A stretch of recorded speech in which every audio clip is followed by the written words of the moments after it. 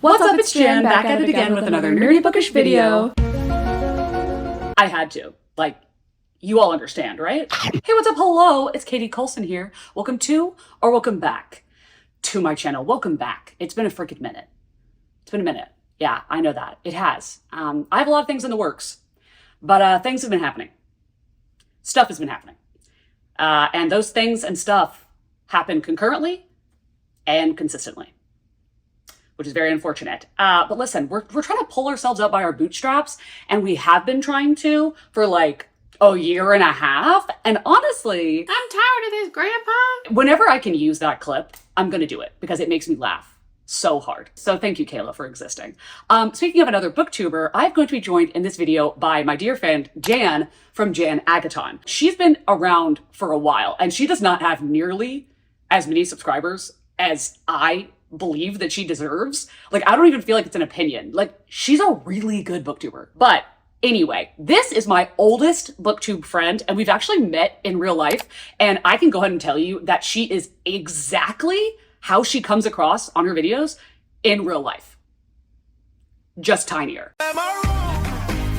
Anyway, what is this video about? This is a reading vlog, buddy reading vlog with Jan Agaton, where we both read Leather Lark by Bryn Weaver, which is the second book in the Ruinous Love trilogy. And the first one is Butcher and Blackbird. So we both read this in like January of this year and really, really liked it, even though the broad consensus is that it's terrible, but we both gave it 4 stars. I tabbed it. I love the cover. I love that the cover makes it easy to annotate. And her and I were both very highly anticipating Leather and Lark when it came out in June. So we decided, I decided. I'm going to start off by saying this was all Katie's idea. This is going to be split screen. And what it's going to be is it'll pop up saying like chapters 1 through 3. And you have time to know whether or not you want to watch the next segment. And then we'll splice in together Jan's thoughts and my thoughts. See what the other has thought about it, kind of like back and forth. You'll see. It'll all make sense. Now, the cool thing about that is that you can watch and read along with us, because I am going to have all of the chapter breaks demarcated in the chapters that YouTube uses. So either you can go on the description and click which chapters, or there should be a little panel at the bottom of this screen that allows you to skip through the chapters. So if you have not started this book yet and you want to begin, there will be a demarcator of beginning, and then at 1 through 3, you would click that when you've read chapters 1 through 3. You can hear our thoughts, so on and so forth. This is all going to be spoiler filled, just so you know. We are going to be doing that, and I do want to say, I want to tell you that when I did the Murder Road video, where I did a split screen, and the left was when I read it for the first time, and the right side was when I was rereading it, when I would pause myself on the left side, I realized how horrifying anyone ever looks when you freeze frame their face. There are multiple video evidence, social media evidence. Like that, you just saw that? That's hideous. Okay, I don't want to do that to Jan, and I don't want to do that to myself. I did something a lot worse, and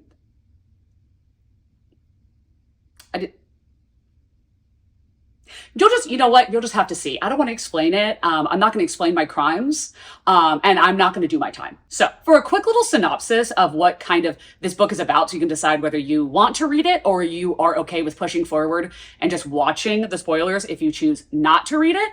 This is a campy, dark romance. It's a serial killer romance following Lachlan Kane, our male main character's brother from the first book. And he is a contract killer, and he works for a leather shop. Hence, Leather Lark.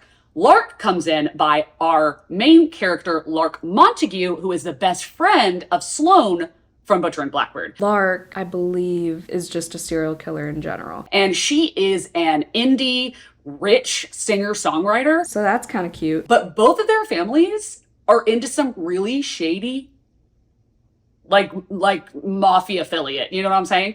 And one day, when Lachlan decides that he wants to hang up his assassination for hire hat for good, the only way that he can find to do that is with the help of Lark's family, because they are a big deal and there's a lot of them. Here's the thing though, you know, we have to have a catch.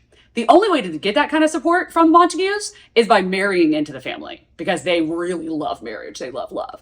So, hence, enters the arranged marriage trope. Marriage of convenience, hate to love, grumpy sunshine, he falls first. Such fun. Sprinkle in some mutilations and some gruesome murders, and you have yourself a campy, dark romance. Okay, does that make sense? If any of those are buzzwords to you, read this and then watch this. If you want all our spoilery thoughts, please keep watching anyway, because it's gonna be a fun time. Okay, enough said. Let's begin. I got 3 chapters in. I'm counting the prologue as chapter 1. Okay. I'm confused. Lark is in the first book, and maybe I'm wrong, but I do not remember them saying that she was a killer. I thought she was just like a ride or die for a serial killer. But this girl's out here killing motherfuckers. She strapped fireworks onto this dude's dick because he cheated on her. What a sexy surprise. I feel like Bryn Weaver is writing a totally different story. Like, this is not a connected story. These characters just happen to be named the same thing, because none of this happened in Butcher and Blackbird. Like, very confused. Bad bitch moves, I swear to God. Yeah, I love Lark. I loved Lark in the first book as well. I knew she was gonna be a bad bitch. I knew she was gonna do some queen shit. Yep. And also, they just start making out, like, immediately. They've literally known each other for 20 minutes. What do you mean? And then chapter 3, from Lark's perspective, a year later, oh my God. When Bryn Weaver said she's gonna ruin pizza for you, it happens in chapter 3, y'all. I am shook. When he mixed the teeth into the pizza and beer smoothie, and he was just like, ooh, just a little extra calcium. Just think of it as protein powder. What? that was vile. Wild. The accents are absurd at this point. Okay, if I have to be subjected to this, and so did Jan, then so will you. Okay, listen to this. Right down to business, I knew I liked you. Bang, bang, bang. He has moved the pieces across the board and cleared my way to righteous victory. Mwah! Chef's kiss. And now he has rewarded my diligence. I do not suggest this audiobook. It's so bad. The audiobook is so bad. Like, the actors, I'm struggling to call them actors. The way that Lark laughs is so cringeworthy. She's like, I hate it. I hate it. It's horrible. One of the best prologues I've ever read, by the way. I don't think this is good. I don't think this is a good book. I'm kind of concerned. Of the offensive phrases that have been said, the math ain't mathin'.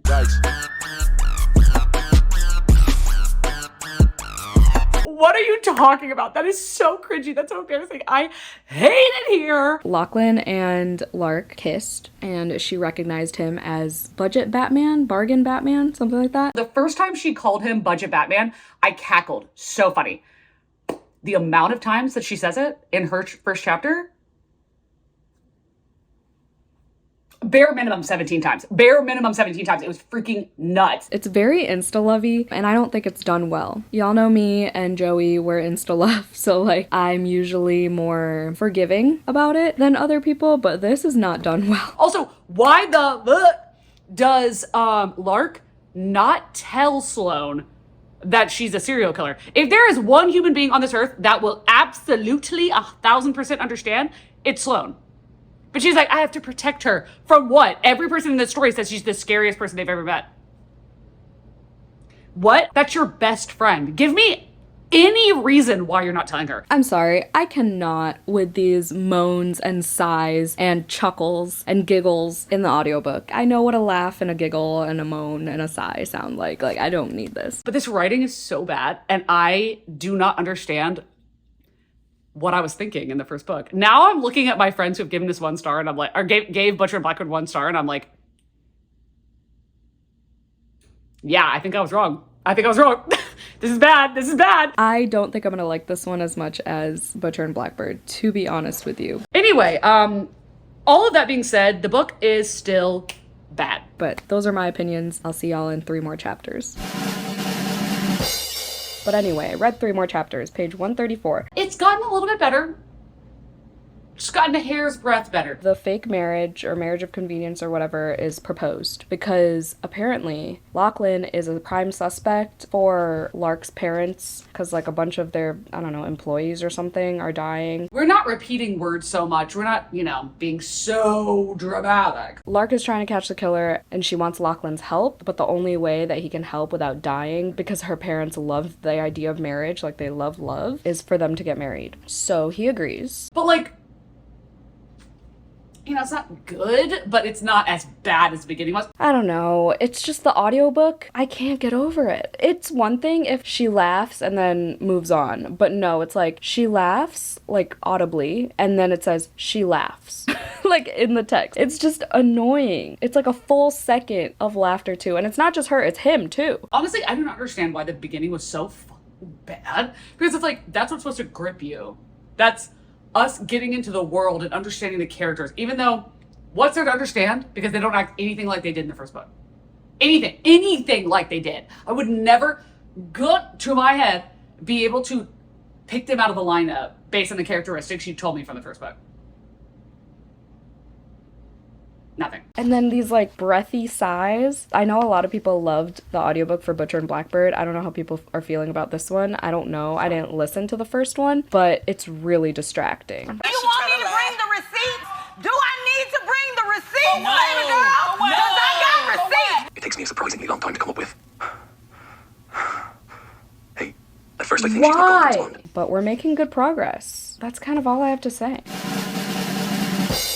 I'm in the closet because it's nice and quiet, okay? The only thing I have to say about this little section is we get it, he has tattooed hands. They've mentioned it so many fucking times. Also, I know it's like an Irish thing, but feckin' is so overused. Christ feckin' Jesus. Christ feckin' Jesus, you psycho. I feckin' die. Christ Jesus. I need a feckin' whiskey. But then there's also a chapter where he says fucking instead of feckin', and I'm like, okay, pick one. Like stay consistent. Why does she repeat the same words over and over and over and over and over again, and repeat the same inside joke, the same phrase constantly?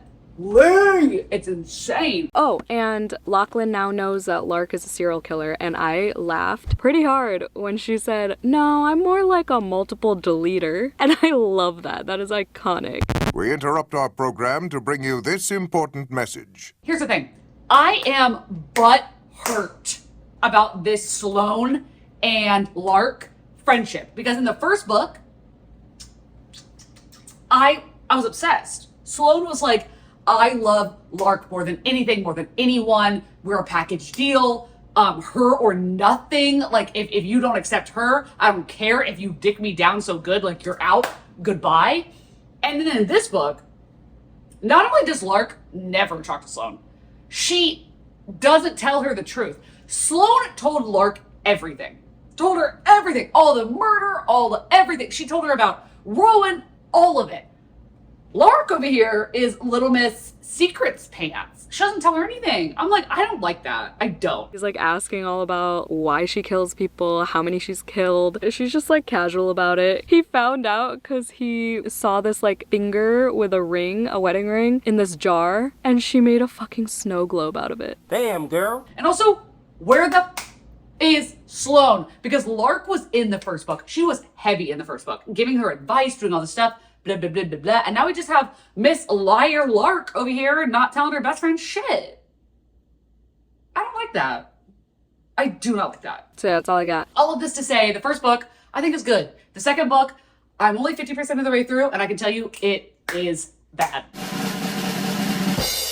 Currently about 200 pages in now. Joey got me ice cream, and this book is not going well. Lachlan brought Lark to a sleep retreat because Lark couldn't sleep. And this whole insomnia camp, like, I want to think it's cute, but it's so heavy-handed, and it's like, oh my god. Oh, I did laugh when she said dickmatized, though. I love wordplay, as some of y'all know. She thinks that she's Lana from the Mindfuck series, and she's not. Like, this, I was with her. I was like, your trauma, I understand every bad thing, every quote-unquote bad thing that I'm rooting for you to do.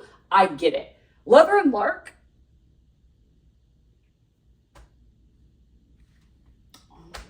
I guess. But I just don't feel the chemistry between them either. Y'all don't know each other. Y'all don't know each other. So y'all being so down bad is like kind of freaking weird. I guess I didn't feel too much chemistry between Sloane and Rowan, but by the end I did. So maybe it'll change for this one too. Sure, Jan. Rowan and Sloane made sense because they knew of each other and were fans of each other before they met. But why? Riddle me this. Why does Lark never tell Sloane anything? Anything. In Butcher and Blackbird, Sloane was steady having Lark on phone dial. She was like her number one phone dial. Oh my God, Lark, guess what I just killed? Guess what I'm doing? She would literally be on speakerphone with her while she was killing somebody, talking about like, I'm doing this because I'm sad. Like, I don't know what I'm doing. Like, oh. Lark, on the other hand, throw it away.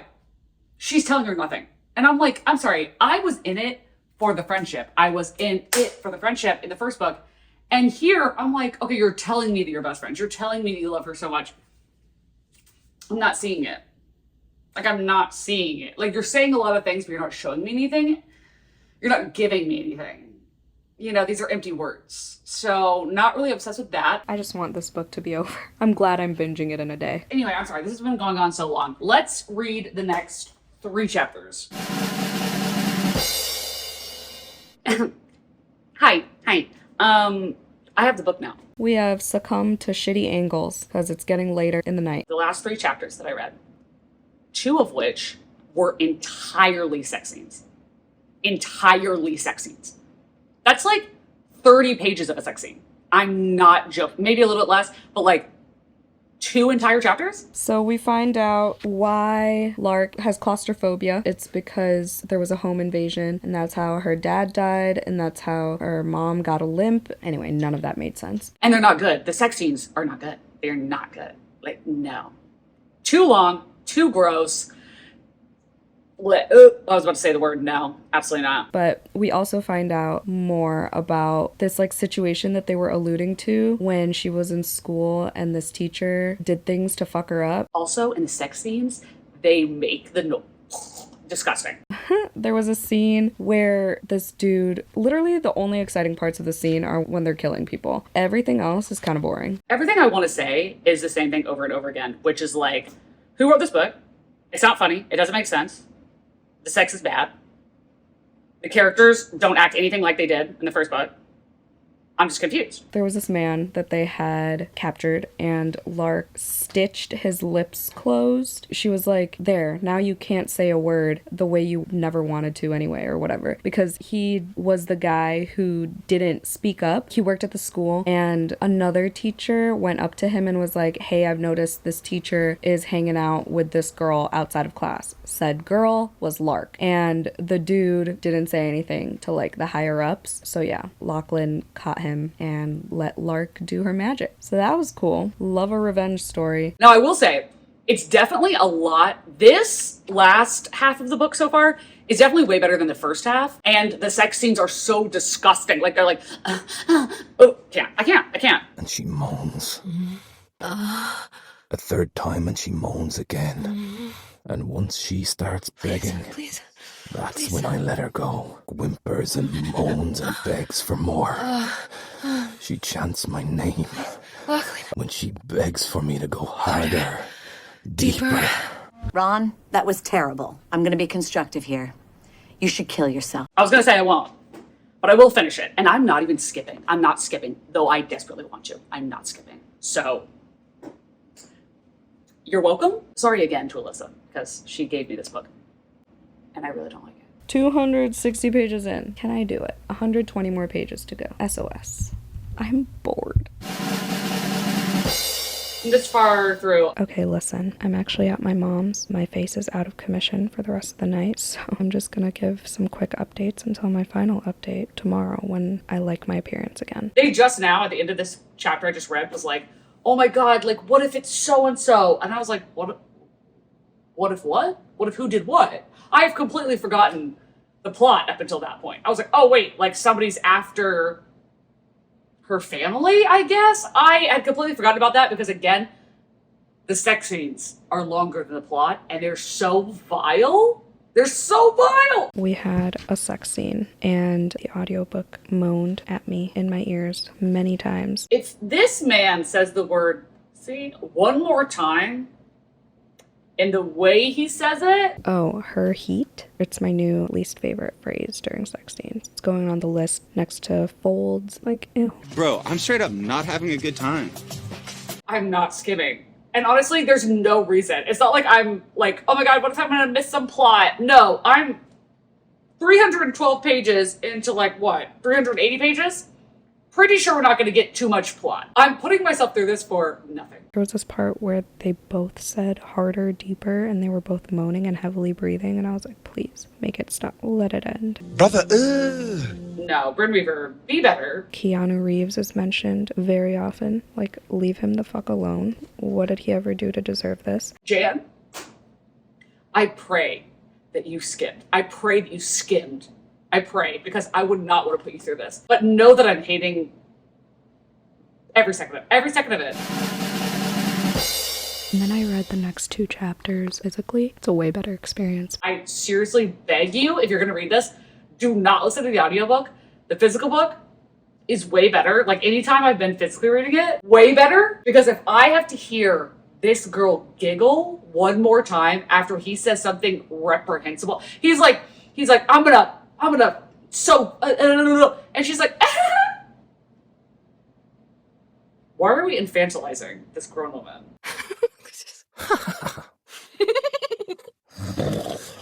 They've said I love you. They used the little eyeball scooper thing. We got a little glimpse of Lark as an indie singer, which was interesting. I feel like it was kind of unnecessary. It felt weird, but whatever.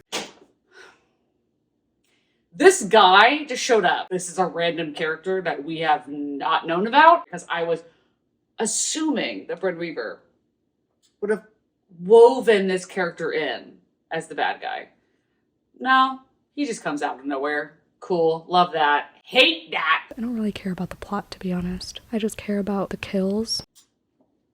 This is what happens when I vlog things, when I think more and more and more about things, where I'm like, this is actually like really bad. I'm sorry, like, I don't even care about the romance. I still feel nothing towards them. They said I love you, and I felt next to nothing. I was like, oh, that's cute. It's a good time to say it, but I wasn't like, oh my god, finally, you know? I'm struggling. I'm sitting here going, Katie, do not give this 1 star. Do not. It's 2 stars.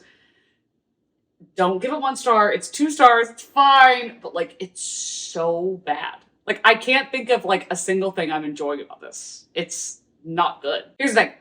Not good is 2 stars. It's bad is 1 star, and I'm feeling like it's bad. Trash. You're just trash. But either way, I have 3 chapters left, but all right, let's finish this up. Okay, let's finish this book. Hold on. Apologies with miscommunication. I had thought that we would read the last 3 chapters and then kind of separately read the epilogue and bonus chapter. Why, when they're both so short? I don't know. But I did not correctly relay that information, so Jan did the same thing of putting them all together. I did them separately. So I am going to take a moment here to have a part that's just me discussing how I felt about it, because I did have extra footage, and then we'll go into both of our thoughts combined for the ending review. Okay, I guess the book is, well, Leather and Lark is over. We still have a bonus chapter and the epilogue, but the epilogue is like 30 seconds long or something. So I don't know what's going to happen there, but who is Abe? Who is Abe? This Bible quoting crazy man that has the worst accent of all time. Well, no, the boss, Leander, he has the worst accent of all time, but this guy's a close second. Like, what are we doing here? Are we putting on a rodeo? I feel like I'm at the Renaissance Fair and they hired the worst actors humanly possible. Sorry, I'm staring at somebody outside my window. Okay, it's a woman, so she looked away and gave me my privacy. Thank you so much, ma'am. Who is this man? He came out of nowhere. I do not remember him being peppered throughout the story. So we have a bad guy that just swooped in at the last second? Like, that's anticlimactic. And also, oh my God, okay, she gets put into a oven and it's like, choose your brother, choose her. I'm like, why don't you just kill them both? actually, why don't you just kill all 3 of them? Like, what's the point? It's like when a villain is giving their like villain monologue and you're like, well, you're gonna die because you're taking too damn long to finish your evil plans. It's like that. But I will say, there was a good quote where the guy just keeps having Bible verses over and over and over again and saying, the good Lord, you know, blah, blah, blah, blah, blah. And then Lark quotes the Bible back at him as in like a quote that's like saying that what he's doing is wrong. And she's like, you can cherry pick the Bible all day. I'm not here for this. And I was like, damn! Okay, work. Okay, work. Did love that. Did love that. I'm going to play you a clip because I had to listen to it. So you're going to listen to it. And honestly, I could play you so many more, so you're welcome. But this noise that this audiobook narrator did, just listen to this. Oh. Sorry. Just listen to this. At least until Leander snorts a rumbling snore on the floor. By the power of God, prowl through the world seeking the ruin of souls, the reckoning before the light. Please. No, please just let her out. Abide with me, fast falls the eventide. Going back and screen recording that, I lost like a week off of my life. Willingly. Because what was he... You didn't have to act that out. You really didn't have to act that out. You did not have to. Okay, anyway, let's finish up the last 2 chapters-ish of bonus material, and then we'll come back. Okay, real quick, final thoughts. I only have 1.5 minutes on this SD card, so I'll let Katie close out the vlog. 3 stars. Hated the audiobook. No. Love that he called her catastrophe, though. I want to roll my eyes right now, but the doctor said if I keep doing it, my ocular muscles might spasm and eject my eyeballs. And I love that riveting scene towards the end. I lost all hope today. I'm empty. I did read the last few chapters physically, and that was a much better experience, so highly recommend that method. To put it bluntly, ew. Ew! The ew! Ugh. Brother, ugh. What's that? What's that, brother? The bonus chapter I ended up reading as well, and actually kind of enjoyed, but I listened to that part. The bonus chapter is legit just her pegging him. And like, there's nothing wrong with that, you know? But do I want to read it? Absolutely not. Absolutely not. You know, more power to her and good for him. But not for me. I just didn't feel as much chemistry with this couple. And it kind of felt the same as the first one. I think it's because I went into both knowing that they're like serial killer romances, so I was just waiting for the killings every time. I truly think that's the reason. And also, the epilogue was interesting because it's very short. It's literally just Rose being like, oh, I look at Lark and Lachlan embracing. Oh my God, that's so cool. Like, oh, that's so beautiful. And then I slide onto the floor and I'm dying.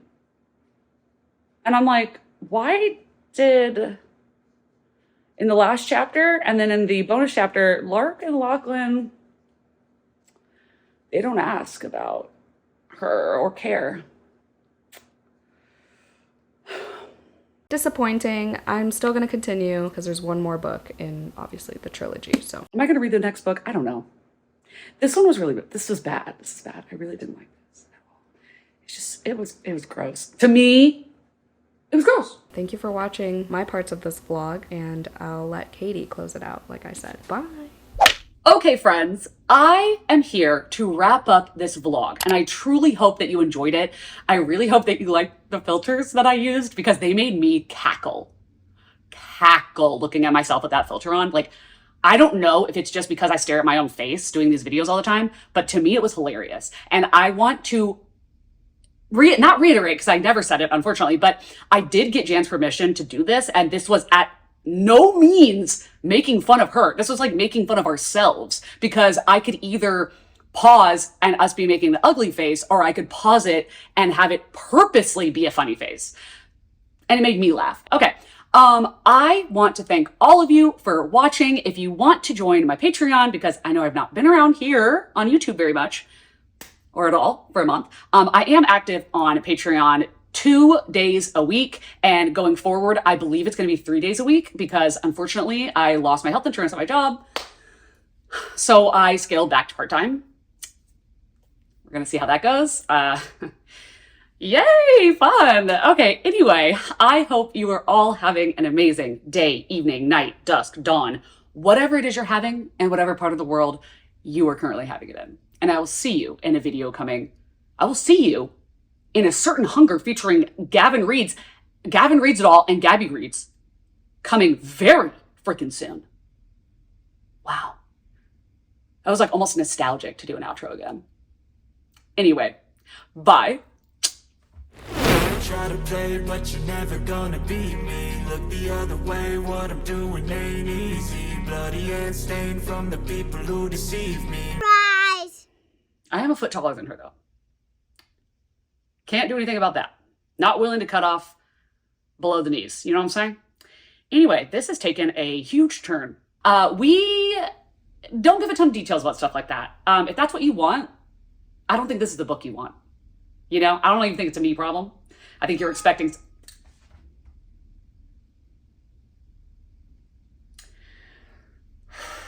Always chooses the best time to be inappropriate. Anyway, that was rude. Okay. Oh my God, I feel like Gavin. Am I leveling up? I'm evolving. Oh my God, I wonder what my next Pokemon form is going to be. Can't you see I'm trying to do a bit here? Hello? The audacity of the audience.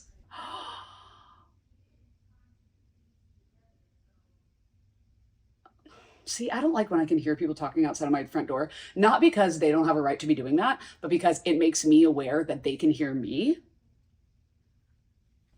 I don't like that. I don't like that at all. Hence, Leather and Lark. And we also follow, for a quick summary of what this book is going to be. Not summary. Thanks for understanding. If you did, oh my God. We're going to have so many words after this. Anyway, you can't silent it. That's really the big problem.